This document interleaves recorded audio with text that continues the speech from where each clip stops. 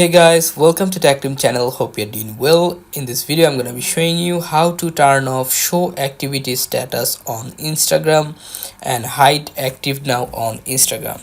So let's go to Instagram first. Then you'll find here on top bottom right corner your profile icon. Click on this. Now go to three dot icon which is top right corner before beside the plus sign. Click on this. Now go settings and privacy. Scroll down and you will find this one, messages and story replies. Click on this. Now go here, show activity status. Click on this.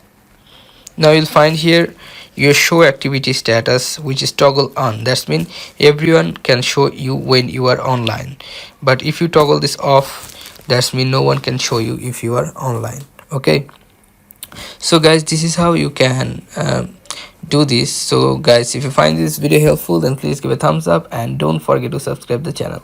Thank you so much for watching the video.